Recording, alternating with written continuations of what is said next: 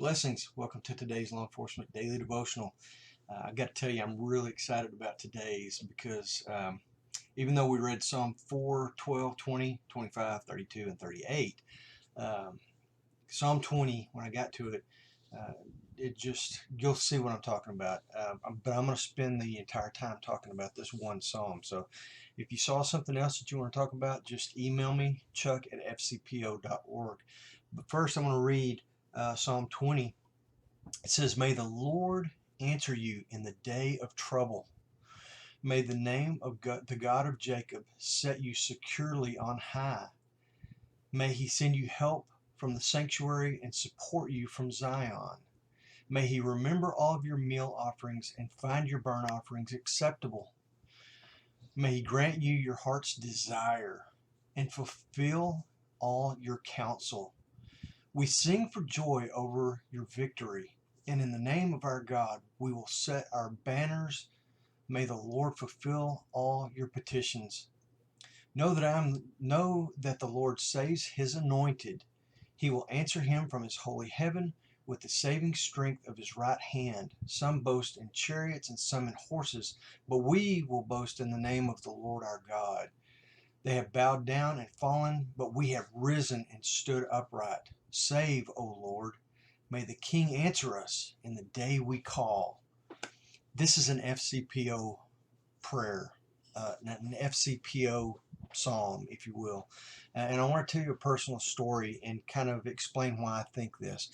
First off, in verse 1, it says, "May the Lord answer you in the day of trouble." Man, we get in some sticky situations, some dangerous situations on the job, and we have to rely on God to protect us and save us in some of these situations. So this is a rescue psalm for us, but this is not just speaking about being in physical danger on the job. It's about spiritual danger, and especially for our brothers and sisters in law enforcement who don't know Christ yet.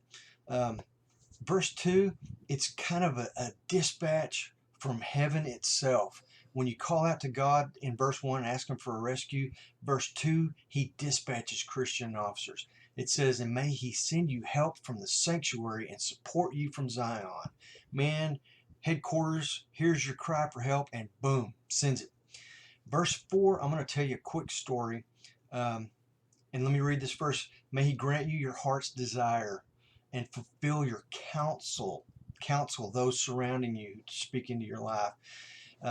Many years ago, I just got this urge, this desire in my heart, and I prayed to God to send me somebody to mentor. Not anybody specific, just send me whoever he wanted. Well, it just so happens that the local university, I have a friend who's a professor there that had a student, and this professor teaches in the criminal justice department, had a criminal justice student ask if there were any law enforcement people that could sit down and talk with him about his future and decisions he wanted to make as far as going into law enforcement. Long story short, we started meeting, and we met for 2 years, and we started with just a mentorship, which grew into a friendship and a relationship where I was able to speak into this person's life and share Christ with him and explain why Christ is so important in this job and how I personally can't do this job or see how anybody could without Christ in their life. He is a deputy sheriff in South Texas now. Anyway, I had that desire that God put in my heart. And when my desire matched up with his desires, when my will matched up with his will, he answered that prayer and gave me somebody, and it turned out obviously incredibly. But this was the rescue.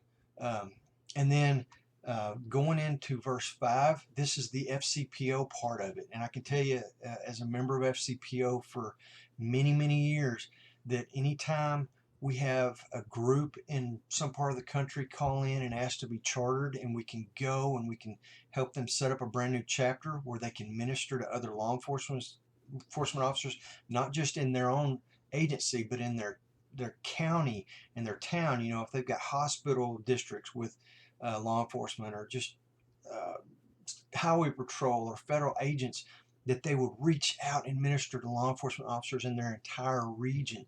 So when we get requests for charters, when we get new officers who join on an individual level, we pray for them and we're excited for them. But most importantly, when we hear of a new brother or sister coming to know Jesus Christ, we celebrate.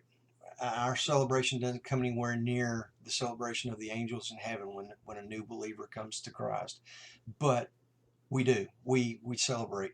So this chapter from verses 1 through 9, if you look at it from a law enforcement perspective and how Christian law enforcement officers will come in and rescue each other and try and build each other up, share the knowledge of Jesus Christ with each other so we can help them come to a decision to accept Christ in their life and to live for Him, this verse, this chapter is ours.